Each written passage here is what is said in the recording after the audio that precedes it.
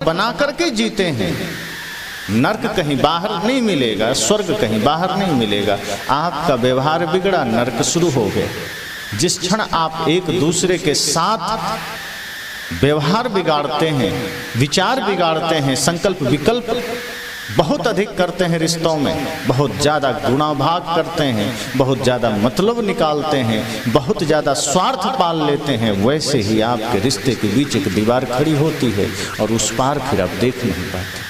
फिर आप नज़र तो डालते हैं, लेकिन जो दीवार आपने खड़ी की होती है उस दीवार में आपकी नज़र टकरा के खुद आपकी ही तरफ आती है और फिर सिर्फ आप अपना लाभ देखते हैं। आप दूसरे के भीतर क्या घटित हो रही है भावनाएं, आप उसे नहीं देखते, भाई की नहीं देखते, पत्नी की नहीं देखते, और तो माता पिता की भी नहीं देखते। माता पिता दूसरे कमरे में किस पीड़ा में हैं, किस अवस्था में हैं, किस चिंता में हैं, हम देखने को राजी नहीं। हम नजरें फेर लेते हैं। किसी को दुख में देखा तो खड़े होकर के उसके दुख को समझने का प्रयास नहीं करते, बल्कि जितना जल्दी हो निकल लेते हैं, छोड़ो हटाओ, तो दुनिया का काम। ये भावनाएं लेकर के हम जी रहे हैं और कल्पना कर रहे हैं कि हमें वैकुंठ मिलेगा, कि हमें राम बुलाने आएंगे, कि हमें स्वर्ग मिलेगा। एक एक कर्म हम नरक वाला कर रहे हैं, एक एक कर्म हम छल कपट से रंगा हुआ कर रहे हैं, वैकुंठ कैसे मिल जाए। और फिर मैंने सोचा कि मान लो ठीक है सच में कोई राम आ जाए, तब क्या होगा। तो सदगुरु कबीर ने उसका भी विश्लेषण किया। सदगुरु कबीर ने कहा, एक तो बाहर कोई राम नहीं, बाहर कोई वैकुंठ नहीं, बाहर कोई स्वर्ग नहीं, जो आपको बुलाने आएंगे, जो आपको लेने आएंगे। लेकिन मान लो सच में कोई राम आ गए तब। तो साहब ने क्या कहा, द्वारे तेरे राम जी मिलहु कबीरा मोह, तैं तो सब में मिली रहा मैं ना मिलूंगा। तो कि चलो बात मान लेते हैं कि आपके अनुसार राम जी आ भी गए, तो होगा क्या कि द्वारे पर तो राम जी आ गए, आपके द्वार पर राम जी खड़े हो गए और आवाज दिए राम जी की भैया निकलो, आ गए तुम्हें बुलाने।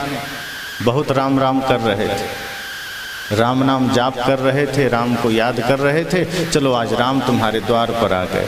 द्वारे तेरे राम जी मिलहु कबीरा मोह, अब तुम आकर मुझसे तो मिलो, द्वार पर खड़ा हूँ बहुत देर से। कोई अतिथि आपके द्वार पर आए, आवाज़ दें कि भैया जरा बाहर आना, और आप बाहर आए ही ना, वो फिर आवाज़ देगा। राम जी कहते हैं मान लो मैं आ ही गया और मैं तुम्हें आवाज़ दे रहा हूँ कि द्वारे तेरे राम जी मिलहु कबीरा मोह, लेकिन तब तक राम जी देखते हैं कि तैं तो सब में मिली रहा। तब तक उनकी नज़र पड़ जाती है कि ये आदमी तो माया में मिला हुआ है, संसार में मिला हुआ है, पद प्रतिष्ठा में मिला हुआ है, आकांक्षाओं में मिला हुआ है, तृष्णाओं में मिला हुआ है। अब राम जी झटके से कह देते हैं कि मैं ना मिलूंगा। तो अब तुम संसार में मिले हो, बुला तो मुझे रहे थे, प्रतीक्षा तो मेरी कर रहे थे कि राम आए मेरे द्वार, और अब राम तुम्हारे द्वार पर है तो तुम संसार में मिल रहे हो, तुम माया के अधीन होकर जी रहे हो। अब मैं ना मिलूंगा तो अब इस अर्थ में भी राम आपसे दूर चले जाए। तुलसीदास जी ने कहा है ना कि जहाँ काम तहाँ राम नहीं, जहाँ राम तहाँ काम, तुलसी दो होत नहीं रवि रजनी एक ठाम। का एक ही तो हो सकता है, या राम को ले लो या काम को ले लो। अगर तुमने राम को पकड़ा तो वहीं स्वर्ग है, उसी क्षण स्वर्ग है, उसी क्षण आनंद है। सच तो यह है कि हम दशरथ पुत्र श्री राम को भी नहीं पकड़ते, आत्म राम को तो नहीं ही पकड़ते हैं, दशरथ पुत्र राम को भी नहीं पकड़ते, हम सिर्फ उनके चित्र को पकड़ लेते हैं। अगर उन अयोध्या के राम को भी हमने पकड़ लिया, उनके आदर्शों को हमने पकड़ लिया, उनके विचारों को हमने पकड़ लिया, तो आज ये गांव मंदिर बन सकता है, आज हमारा जीवन पवित्र बन सकता है, परिवार में स्वर्ग उतर सकता है। लेकिन हम राम के चित्र को पकड़ते हैं और रावण के चरित्र को पकड़ते हैं, और फिर सोचते हैं कल वैकुंठ मिल जाए, कि कहीं कोई स्वर्ग मिल जाए। स्वर्ग हमारे मन की अवस्थाओं का नाम, नरक भी मन की ही अवस्था है। अगर आप प्रसन्नता में जीते हैं, निर्मल मन में जीते हैं तो स्वर्ग है, विक्षिप्तता में जीते हैं कुंठाग्रस्त विचार है आपका, अर्थात जहाँ क्षण क्षण पल पल में सिर्फ स्वार्थ सिद्धि है कि अपना काम बने, दूसरे का हमें क्या लेना था। मंदिर भी गए तो अपनी ही बात लेकर गए, अपने ही कल्याण का, अपने ही स्वार्थ का भाव लेकर गए। सत्संग भी गए, गुरु के पास भी गए, संत के पास भी गए तो यही संकल्प लेकर गए कि बस प्रभु कृपा करना, मेरा धन बढ़ जाए, जमीन बढ़ जाए। ऐसी है दीवानी दुनिया, भक्ति भाव नहीं बूझे जी। कोई आवे बेटा मांगे, यही गुसाई दीजिए जी। सदगुरु कबीर कहते हैं दुनिया दीवानी है, उससे कहीं अगर मंदिर नजर आ जाए तो इस भाव से नहीं देखता कि किनका मंदिर है, उनके आदर्श को उतारें, बस तुरंत मन में आता है कि चलो कुछ मांग ही लेते हैं।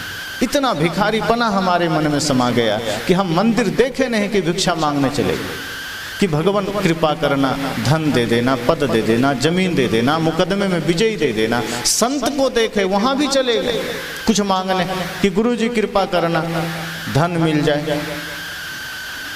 हजारों लोग आते हैं, मुश्किल से कोई एकाध व्यक्ति है जो ये कहता है कि गुरु जी बस आशीर्वाद दीजिए, जीवन में भक्ति बनी रहे, श्रद्धा बनी रहे और कुछ नहीं चाहिए। अधिकांश लोग यही कहते हैं गुरु जी कृपा करना, बेटा पास हो जाए, गुरु जी कृपा करना, जमीन पर मुकदमा चल रहा है उसमें विजयी हो जाएं, कृपा करना भाई से झगड़ा चल रहा है हम जीत जाएं, कृपा करना हमारा घर 2 से 4 मंजिला बन जाए, कृपा करना कई शहरों में प्लाट हो जाएं। ये भाव लेकर हम संत के पास भी जाते हैं, इसी भाव लेकर हम मंदिर भी जाते हैं, इसी भाव लेकर के हम पूजा भी करते हैं। सदगुरु कहते हैं कि बाहर हमारे भीतर वही तृष्णा है, वही छल है, फिर वैकुंठ कहाँ से मिलेगा? वैकुंठ का ये मार्ग ही नहीं है।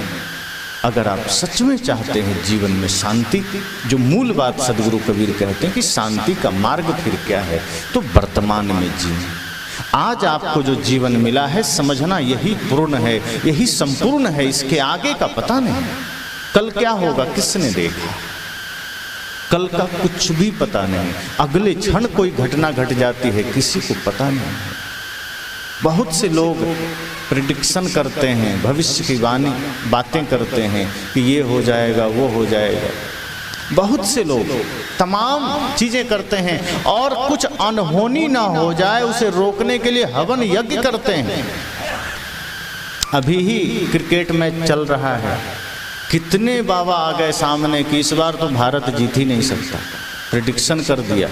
और ये बात सुन करके देश में जगह जगह हवन होने लगे कि अभी तो भारत न्यूजीलैंड और ऑस्ट्रेलिया से जीत ही नहीं सकता। लेकिन जीत गए, हवन से नहीं जीते, अभ्यास से जीते, मेहनत से जीते। अब सब बाबा मुंह छिपाए फिर रहे हैं, अरे मैंने तो ऐसे ही बोल दिया। तो भविष्य वक्ता भी ऐसे खड़े हो जाते हैं जो इतने दावे से करते हैं कि मेरी बात सही होगी, मैं जो कह रहा हूं वही सही हो। तो वो कल की बात कर रहे हैं और उसे पता आज की भी नहीं है, अभी की भी नहीं है।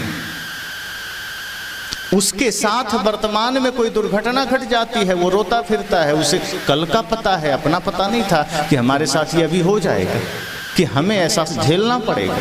सदगुरु कहते हैं आप भविष्य से मुक्त हो जाइए, भविष्य का किसी भी पता नहीं है। आपको नहीं पता है सो बात नहीं, किसी को पता नहीं है।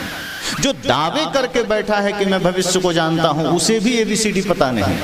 अगले पल का हाँ तुक्का में कुछ बातें ठीक हो जाती है। अब 10 आदमी आया भविष्य पूछने, मान लो हम बैठे हैं, 10 आदमी आ गया, अब मैंने कुछ भी बता दिया तो 10 में से 2 का तो सही हो ही जाएगा, तुक्का तो 2 पर तो फिट बैठेगा। अब वो 2 आदमी 10 को बताएगा, अरे मेरा तो ठीक हुआ, मेरा तो सही बता दिया महाराज जी ने। अब वो 2 20 को लेकर आएगा, अब उस 20 में से फिर 5 का तुक्का ठीक बैठेगा। अब एक आदमी का भैंस कोई खोल लिया बिहार में, फोन किया गुरुजी बताइए मेरा भैंस कोई खोल लिया। मैं कहा मैं कोई थाना थोड़े हूँ, थाना में कंप्लेन करो।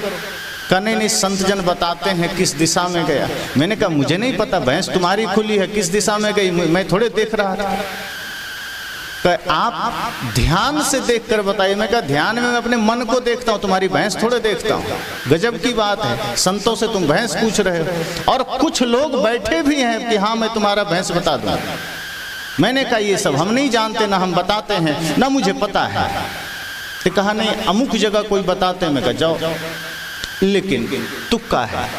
अब दिन भर में उसके पास 20 आदमी आया कि मेरी भैंस खुल गई, तो 4 ही दिशाएं हैं, कोई न कोई दिशा बता दिया। अब कोई जरूरी थोड़े है कि कोई दिशा फिट नहीं बैठेगा, 2-4 की फिट बैठ ही जाती है। वो 2-4 उसके पास 200-400 लोग लेकर आ जाते हैं कि मेरी तो फिट बैठ गई, मेरी भैंस मिल गई। अब जिसकी नहीं मिली वो सोचता है मेरी ही पूजा में कमी रही होगी, मेरे ही भाव में कमी रही होगी। वो दिखा भी ऐसा ही देता है। वो बताने वाला कहेगा इतना गर्व से, इतना कॉन्फिडेंस से कि नहीं मैंने तो सही ही बताया, तुमने ही सही से भाव से मेरे पास नहीं आए, नारियल नहीं चढ़ाए, पूजा नहीं की, भाव सही से नहीं था, मन गंदा था। अब वो बेचारा खुद को ही कोस रहा है कि अगली बार हम भी श्रद्धा से आएंगे, समर्पण से आएंगे। सदगुरु कहते हैं ये तुम भविष्य में पड़ गए, सुख से दूर हो जाओगे। जैसे ही भविष्य की ओर आंखें गई, आप वर्तमान के सुख से, वैभव से, संपदा से दूर हो जाते हैं। सुख समृद्धि वर्तमान में है। अगर आप सच में चाहते हैं सुखी होना, सबसे पहली बात भविष्य छोड़ दीजिए कि क्या होगा। आप वर्तमान को ठीक करें, वर्तमान में जिए, वर्तमान में सब कुछ है। और ऐसा नहीं है कि भविष्य में कुछ नहीं है। सदगुरु कहते हैं भविष्य आपके हाथ में नहीं है, इसलिए होगा भी तो आप कुछ कर नहीं सकते। मान लीजिए कल आपके भाग्य में कुछ लिखा हो कि ये मिलेगा, पर आज तो नहीं मिलेगा, वो कल लिखा है, तो आज आप क्या कर लेंगे? आज आप कल का भाग्य तो नहीं लिख सकते, बदल सकते, पकड़ सकते। आज आपको क्या लिखा है, आज आप क्या कर सकते हैं? अगर आज आपने पुरुषार्थ सही किया है, श्रम सही किया है, मेहनत सही किया है, तो आज आपको मिल सकता है। अगर आज आपने गलत किया है तो कल अगर कुछ अच्छा लिखा भी होगा वो भी चला जाएगा। इसलिए कई बार क्या होता है कि अच्छा के चक्कर में हम आज भी खो देते हैं, और आज अगर आज खो दिया तो कल भी खो गए। तो सदगुरु कहते हैं राम बुलावा भेजिया, ये बाहर की बात है, बाद की बात है। वो कब भेजेंगे नहीं भेजेंगे, और भेज भी दिया तो तुम्हें क्या पता वैकुंठ कहाँ है। अगर अभी तुमने जीवन को वैकुंठ बनाया, अगर अभी तुमने जीवन को बेहतर बनाया, ये वैकुंठ ही तो है। भक्ति में हम जीते हैं, ये वैकुंठ ही तो है। जहां कुंठा रहित होकर हम जीते हैं, ये वैकुंठ ही तो।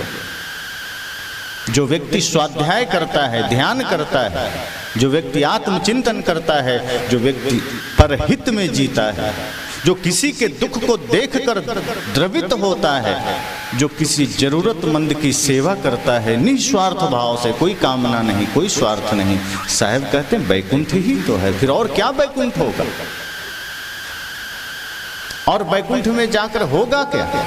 यहाँ अगर आप बेहतर जीते हैं, बेहतर संवाद आपका समाज के साथ है, माता पिता गुरु के प्रति श्रद्धा है, राष्ट्र के प्रति अपने दायित्वों का निर्वहन है, तो समझ जाना इससे बढ़िया वैकुंठ और कभी नहीं, कहीं नहीं।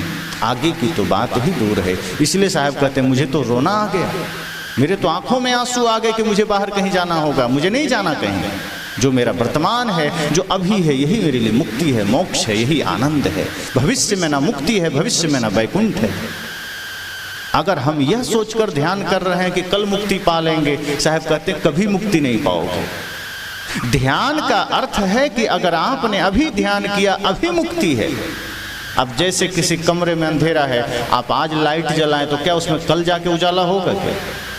आज लाइट जलाएंगे, अभी ही अंधेरा मिटेगा, अभी ही उजाला होगा। वो कल के लिए इंतजार नहीं करेगा कि नहीं कल होना है। कल आप जो करेंगे वो कल होगा, आज आप जो करेंगे वो आज होगा। अगर आज जीवन के अंधेरे को मिटाना है तो आज प्रयासरत रहिए। आज आपस में जो व्यवहार बिगड़े हैं, आज जो व्यवहार के बीच में आपस में संवाद बिगड़े हैं, उसे आपको आज ठीक करना है। आपका घर समझना एक प्रैक्टिकल की जगह है।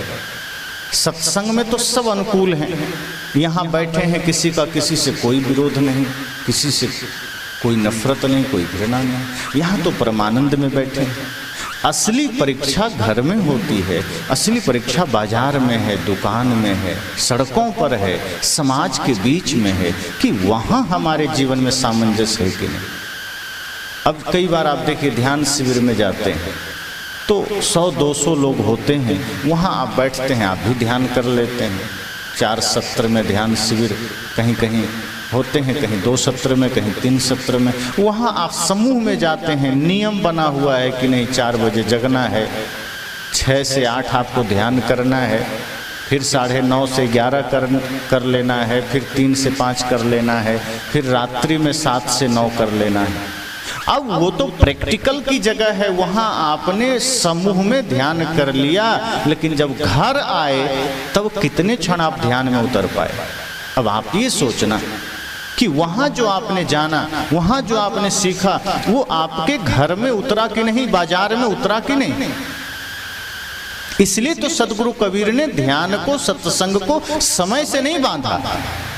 उन्होंने कहा कि जो व्यक्ति सत्संग और ध्यान को समय से बांधता है वो ध्यान करता ही नहीं है, वो सिर्फ समय पूरा करता है। सदगुरु कहते हैं जो व्यक्ति क्षण क्षण पल पल ध्यान में होता है, वस्तुतः वही सच्चा ध्यान है। जो व्यक्ति पल पल सत्संग में जीता है वही सच्चा सत्संग है। जो 1 घंटे 2 घंटे सत्संग किया, बाकी समय संसार में जी रहा है, वो सत्संग नहीं कर सकता, क्योंकि वो यहाँ अनुकूलता में था, वहाँ प्रतिकूलता में गया। अनुकूलता में कोई समस्या नहीं है, प्रतिकूलता में समस्या आती है, और जो प्रतिकूलता में सम रह जाए वही सत्संगी है। इसलिए साहब ने ध्यान के बारे में भी कहा, शब्द निरंतर मनुआ राता मलिन वासना त्यागी, उठत बैठत कबो न छूटी ऐसी तारी लागी। किसी ने कहा साहब कब तक ध्यान करें, कितना ध्यान करें? साहब कहते हैं कब तक? ये क्या, ये कोई क्रिया थोड़े है ध्यान जो तुम कब तक पूछ रहा है। क्रिया बाहरी चीजों की होती है, जो बाहर कुछ करते हो। ध्यान तो स्थिति है, ध्यान तो जीवन है। ये थोड़ा सा नहीं करना, ये 1 घंटा 2 घंटा नहीं करना, ये तो पल पल करना है। उठत बैठत कबो न छूटी ऐसी तारी लागी। ध्यान का मतलब है जो सजगता बनी रहे 24 घंटे, सोते जागते उठते बैठते खाते पीते चलते, सतत जागृति, सतत सावधानी। साहब ने कहा फहम आगे फहम पाछे, फहम दाहिने डेर, फहम पर जो फहम करे सो फहम है मेरे। फहम मतलब सावधानी, आगे पीछे दाएं बाएं ऊपर नीचे इतनी सावधानी करो, सावधानी के ऊपर सावधानी करो, तब समझना सजगता आई। और उसी सजगता का परिणाम वैकुंठ है, उसी सावधानी का परिणाम आनंद है। अगर हम बेहोशी में जीते हैं और सोचते हैं वैकुंठ मिल जाए, हम मूर्छा में जीते हैं, अज्ञानता में जीते हैं और सोचते हैं वैकुंठ मिल जाए, सदगुरु कहते ये असंभव है कि आप बेहोशी में जिए। और बेहोशी में जीने का अर्थ क्या है? कोई आदमी कह सकता है कि हम तो जागे हुए हैं, बेहोश थोड़े। साहब कहते नहीं, ये जागृति शरीर की नहीं चाहिए, आपकी चेतना जगी हो, आपका विचार जगा हुआ हो, आपका विवेक जगा हुआ हो। और विवेक सोया क्यों है और कैसे? तो जब भी आपके मन में कुछ भी बुराई आई, आपके कृत्य में कभी भी कोई बुरा कर्म आया, इसका अर्थ ही होता है कि हम बेहोश हैं। होश में गलत काम हो ही नहीं सकता। बेहोशी प्रमाण, बेहोशी का प्रमाण यही है कि हम बुरा कर रहे हैं, बुरा सोच रहे हैं, बुरा बोल रहे हैं। अगर मुख से गाली निकली मतलब बेहोशी में निकली है। अगर किसी को आपने अपशब्द कहे, इसका मतलब वो बेहोशी में कहा गया है। आपने झूठ बोला मतलब बेहोशी में बोला गया। जहां सदगुरु कहते हैं होश जग गया, ध्यान उतर आया, फिर इस मुख से कभी झूठे शब्द, कभी कड़वे शब्द निकल ही नहीं सकते। जहां ध्यान उतर गया, जहां ध्यान में हम और ध्यान हम में उतर गया, वहां इस चित्त में, चिंतन में कभी गंदे विचार आ ही नहीं सकते, किसी के लिए बुराई आ ही नहीं सकती। तो जैसे ही हमारा चिंतन ठीक हुआ, हमारा सोचना सही हो गया, हमारा विचार सही हो गया, साहब कहते हैं वैकुंठ हो गए। फिर बाहर कहाँ वैकुंठ? और ऐसा आप करके देखें, फिर आपको ध्यान भी नहीं आएगा कि बाहर किसी वैकुंठ में जाना है। फिर आपको लगेगा ये वैकुंठ ही है, ये स्वर्ग ही है। तभी तो सदगुरु कबीर कहते हैं कि घर को ही मंदिर बनाएंगे, हम मंदिर क्या करने जाएंगे? आप मंदिर जाते ही इसलिए हैं कि घर मंदिर नहीं है। खुद सोचना, आप कहीं जाते इसलिए हैं कि वो चीज आपके पास नहीं है। अगर आपका घर मंदिर बन जाए तो फिर आपको ख्याल भी नहीं आएगा कि हम मंदिर में नहीं है। फिर आप अपने घर को ही मंदिर समझेंगे, आपका घर ही आपके लिए मंदिर है। फिर जैसे बाहर का मंदिर उससे बेहतर आपका मंदिर, क्योंकि बाहर के मंदिर में तो फिर भी मूर्ति बैठा है, पत्थर का है, हिल नहीं सकता, बोल नहीं सकता, डुल नहीं सकता। वहाँ कोई शराबी चला जाए तो मंदिर का भगवान नहीं कह सकता कि बाहर रहना, शराब पी कर आए हो। कोई गला काट कर पहुंच जाए भगवान के मंदिर में, तो भगवान वहाँ कह नहीं सकता कि तुम किसी का गला काट कर आए, उधर ही रहना। कोई गुटखा खाकर मंदिर में चला जाए, गांजा पीकर चला जाए, मंदिर में बैठा हुआ भगवान क्या रोक सकता है? लेकिन घर में कोई बच्चा नशा करते हुए, शराब पीते हुए घुस जाए तो माता पिता रोकते हैं कि भैया तू कहाँ आ गया, क्या कर लिया? आप जिस मंदिर में हैं वहां तो रोकने वाले भगवान मौजूद हैं। साहब कहते हैं अगर आपने घर को मंदिर बनाया तो शायद आपका कल्याण हो जाए, घर को मंदिर समझा तो शायद आपका उद्धार हो जाए। लेकिन दुर्भाग्य है कि जो मंदिर है, जिसे मंदिर बनाया जा सकता है, आपने उसे कबाड़खाना बना दिया, उसे आपने कचरा घर बना दिया। जो आया जैसा आया सब समर्पित है। लेकिन जो मंदिर आपने बनाया है, पत्थर ईंट सीमेंट का बनाया है, उसकी बड़ी पवित्रता का ख्याल है आपको, उसके बड़े स्वच्छता का ख्याल है, वहाँ आप सब कुछ करते हैं।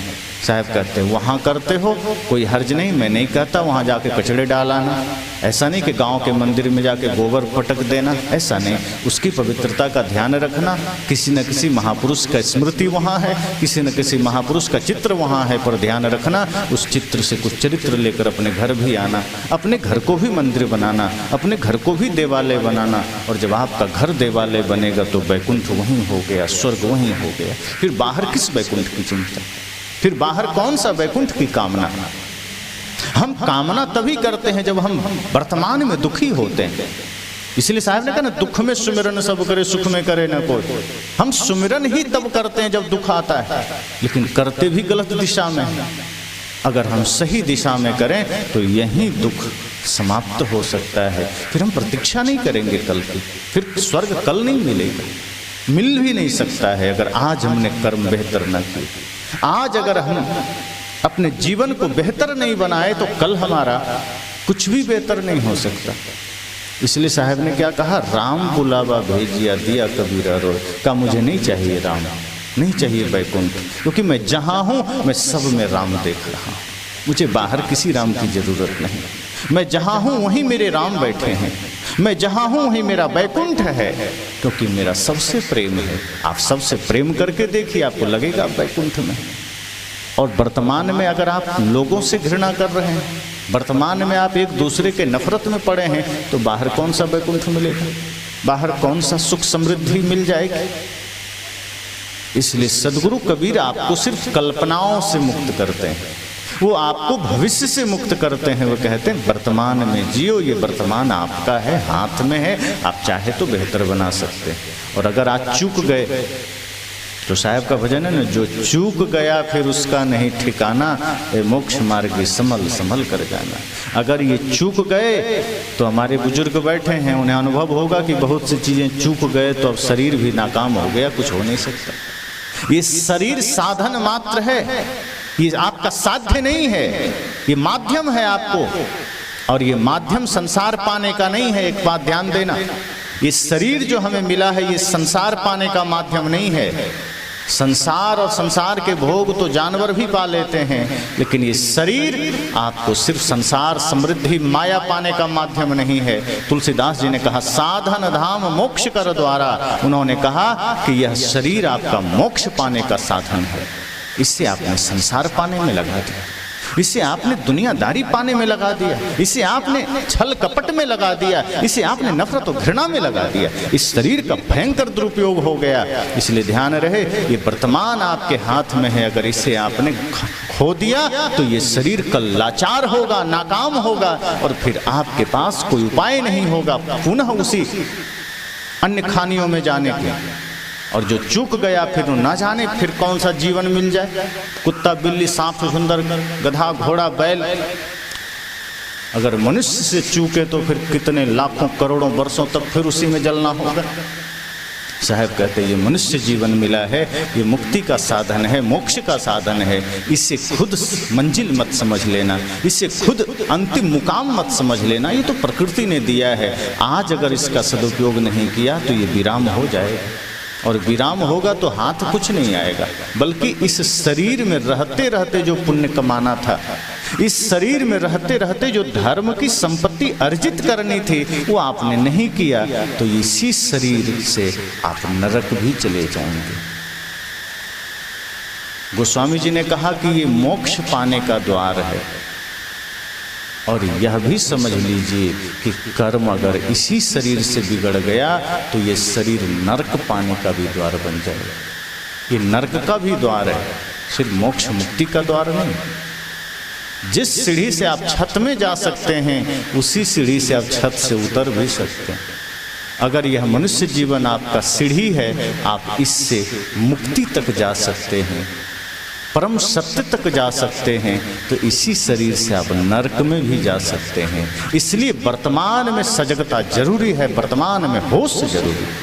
हम वर्तमान में होश खोते हैं और ये शरीर हमारे लिए खुद अभिशाप बन जाता है, ये वरदान नहीं रहता।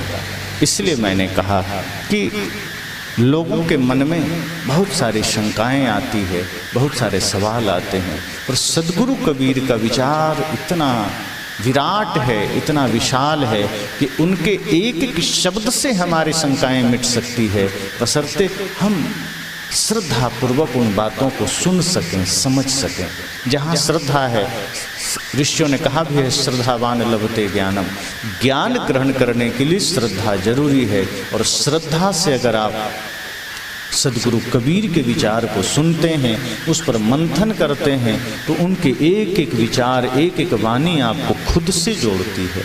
सद्गुरु कबीर की वाणी आपको संसार से नहीं जोड़ती है, सद्गुरु कबीर की वाणी आपको स्वयं से जोड़ती है, अपनी ओर मुड़ने का संकेत करती है, मार्गदर्शन देती है। और जो व्यक्ति खुद से जुड़ गया, वही संसार में सही काम कर सकता है। जो व्यक्ति खुद में लौट आया, वही संसार को भी सही मार्गदर्शन दे सकता है। जो खुद से ही अपरिचित है, जो खुद को ही नहीं जाना, जो अपनी ओर ही नहीं लौटा, वो दुनिया को भी भटका देता है। इसलिए ऐसे लोग भी इस धरा पर हैं जो बाहर मोक्ष बता बता करके, बाहर वैकुंठ बता बता करके, बाहर कोई भगवान बता बता करके आज आदमी के बुद्धि को ही ग्रहण लगा दिया है, आदमी के बुद्धि को ही कैप्चर कर लिया, और आदमी उसी में फंसता चला जाता है कि यही हमारी नियति है, यही हमारा भाग्य है। क्या किया जा सकता है? सद्गुरु कहते नहीं, तुम इतने लाचार नहीं हो। सद्गुरु कहते हैं आप इतने कमजोर नहीं हैं। एक बार संकल्प करें और देखें कि आपके भीतर एक असीम शक्ति का जागरण होगा, और फिर आप अपना संपूर्ण बंधन काट सकते हैं, आप अपने संपूर्ण समस्याओं का समाधान कर सकते हैं। सद्गुरु कबीर हमारे भीतर असीम शक्ति का संचार करते हैं। वे कहते हैं आप असीम शक्तियों का स्वामी हैं, आप स्वयं ईश्वर रूप हैं, बस अपनी भगवत्ता को पहचानने की जरूरत है, अपनी शक्ति को जानने की जरूरत है। और जब अपनी शक्ति को जानेंगे तो आप वर्तमान ही आपका वैकुंठ बनेगा, वर्तमान ही आपका स्वर्ग बनेगा। हम अपनी शक्तियों से अनजान हैं, हम अपने आप से अनजान हैं, इसलिए हम बाहर भटकते हैं। कहीं नदियों में हमें मोक्ष मिल जाए, कहीं पहाड़ों में मिल जाए, कहीं गिरी कंदराओं में मिल जाए, रास्ते चलते कहीं भी किसी पत्थर में तिलक देखते हैं कि हमें लगता है जरूर कोई सिद्ध पत्थर, कोई देवता होगा, सिर पटक करके कुछ मांगने लग जाता है। एक सज्जन आश्रम से जुड़े हैं, दीक्षा लिए हैं, उनके 1500 रुपये खो गए, तो किसी के पास, आश्रम में तो चर्चा किए ही, साथ साथ जो भगत भरते हैं ना, भक्ता लोग होते हैं, वहाँ चले गए कि मेरा 1500 खो गया। तो पूछा होगा कहाँ खोया, तो घर में ही कुर्ता टांगे थे, नहीं मिल रहा है। उसने कह दिया घर में ही कोई लिया है। अब इसमें नई बात क्या बताया, कुर्ता घर में टांगा तो घर में ही कोई लिया होगा ना। अब उसने कह दिया, वो सोच, अब वो कह रहा है देखो बता तो दिया घर में लिया होगा। तो मैंने कहा कुर्ता आप कहीं बाजार में थोड़े टांगे थे, कुर्ता घर में था तो घर का ही लिया होगा। और पहली बात कि वो दूर बैठा आदमी कैसे जान गया कि कहाँ पैसा है, इतना कहानी सच बता देता है। सज्जन ने कहा कि वो जानता है, बता देता है, बहुत बार सही बताया है। मैंने कहा अगर ऐसा कुछ होता तो भारत सरकार तुरंत ऐसे लोगों को पकड़ करके रख देता सीबीआई विभाग में। हमारी जो रॉ एजेंसी सीबीआई एनआईए पर इतना खर्च होता है, ऐसे ही तमाम बताने वालों को इकट्ठा करके रख दिया जाता और ये बताते आतंकवादी कहाँ छिपे हैं, ये बता देते देश में चोरी कहाँ होने वाली है, आतंकवादी घटनाएं कहाँ होने वाली है। इनका इतना ही पावर है कि तुम्हारे जेब से 1500 गए, बस इतना ही बता पाएगा। इतना नहीं बता पाएगा कि कहाँ गलती होने वाली है, कहाँ देश में बम धमाका होने वाला है, कहाँ कौन क्या गलत करने वाला है, कहाँ किसके घर चोरी होने वाली है। आज भी सत्संग से जुड़ने के बाद भी हमारे मन पर वो भ्रम का पर्दा है, हम उससे मुक्ति नहीं होना चाहते। ऐसे भ्रम पर हम अगले सत्र में चर्चा करेंगे। भ्रम का भी बाजार बड़ा विशाल है, तमाम तरह के भ्रम हमारे जीवन में चलते हैं, तमाम तरह के पाखंड हमारे जीवन में चलते हैं। उस भ्रम से हम मुक्ति कैसे पाएंगे, इस पर हम अगले सत्र में चर्चा करेंगे। फिलहाल सदगुरु कबीर का यह वचन जिसने हमें समझने की जरूरत है कि राम बुलावा भेजिया दिया कबीरा रोए। लोगों ने समझा कि सच में वो राम को मानते हैं, बात ऐसी नहीं। साहब कभी कल्पना की बात है, कोई राम होगा बाहर, उसने बुलाया। मुझे तो ये दुख है कि बाहर कहाँ मैं वैकुंठ खोजने जाऊं। अरे जो यहाँ सुख है, जो वर्तमान में सुख है, वो बाहर होगा, इसकी तो कल्पना ही की जा सकती है, हकीकत से तो कोई वास्ता नहीं। अगर आज मेरा मन ठीक है तो यही वैकुंठ है, आज मेरा गंदा है तो यही नरक है। बाहर में किस राम के भरोसे खड़ा हो जाऊं? मुझे अपने भरोसे खड़ा होना है, अभी ही ठीक करना है, अभी ही व्यवहार को सही करना है। और अगर हमने अभी अपने व्यवहार, अपने जीवन, अपने कर्म को ठीक कर लिया तो यही वैकुंठ है, यही स्वर्ग है, यही शांति का धाम है। तो आप सब यही संकल्प लें कि हम सब भी अपने वर्तमान जीवन में ही एक एक कृत्य को पवित्र करने की चेष्टा करें, एक एक व्यवहार को मधुर बनाने की चेष्टा करें। आपस के जो संवाद बिगड़े हैं उन संवादों को ठीक करने की चेष्टा करें। एक दूसरे से जो हमारा सामंजस्य बिगड़ा है उस सारे सामंजस्य ठीक करें और देखें सबके भीतर आपको वही राम नजर आएंगे, वही परमात्मा नजर आएंगे। अभी हम दूसरों में देखने लगता है कोई रावण दिख रहा है, कोई कंस दिख रहा है। ये दृष्टि अपनी ही गलत हो गई है, इसलिए हमें लोगों में राक्षस नजर आते हैं, इसलिए हम झगड़ते हैं, विवाद करते हैं, नफरत करते हैं। आप एक बार अपने भीतर पवित्रता धारण करके देखें, आपको चींटी में भी परमात्मा का दर्शन न हुआ तो कहना। आप अपने भीतर एक बार करुणा धारण करके तो देखें, आप अपने भीतर एक बार सारी कुंठा को मिटाकर तो देखें। आप जहां नजर ले जाएंगे आपको चारों ओर लगेगा कि सब जगह वही परमात्मा बैठा है, वही स्वर्ग है, वही वैकुंठ है, वही आनंद है। यही एकमात्र उपाय है। वरना अगर आज हमने अपने मन को गंदा बनाया है और अगर आज उसे हमने धोया नहीं, मन के मैल न धोए, मन के विकारों को न धोए, तो न बाहर कोई स्वर्ग मिलेगा, न बाहर कोई वैकुंठ मिलेगा, न बाहर कोई राम मिलेगा। हाँ, अभी से नरक शुरू हो जाएगा, शुरू है और आगे भी नरक ही मिलता रहेगा। तो उस भयंकर नरक का नाम ही है ये डिप्रेशन। ये डिप्रेशन क्या है, ये चिंता क्या है, आपसी विवाद क्या है, पिता पुत्र के बीच जो झगड़े हैं वो क्या है, बहू सास के झगड़े क्या है, भाई भाई के झगड़े क्या है, ये इसी का नाम नरक है। नरक और कुछ दूसरा नहीं है कि कड़ाहे में तेल खौला करके आपको डाला जाएगा। ये तो कल्पनाएं हैं कि कड़ाहे में तेल खौला कर डाले जाएंगे, गंदगी के गड्ढे में डाले जाएंगे, आरे से फाड़े जाएंगे, सांप बिच्छू से कटवाए जाएंगे।